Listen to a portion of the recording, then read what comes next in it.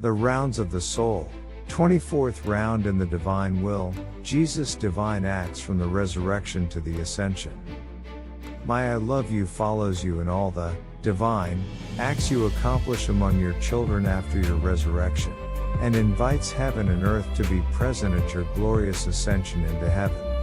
With your triumphant entry into heaven you open up its gates that have been closed for so many centuries to poor humanity.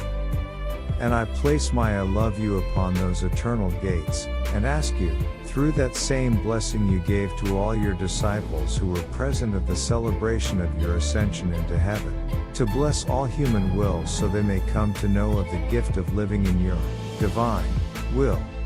Through the great love with which you open for us the gates of heaven, I entreat you to make your divine will descend from those very gates and reign on earth as in heaven. Jesus, my love, you are now in heaven.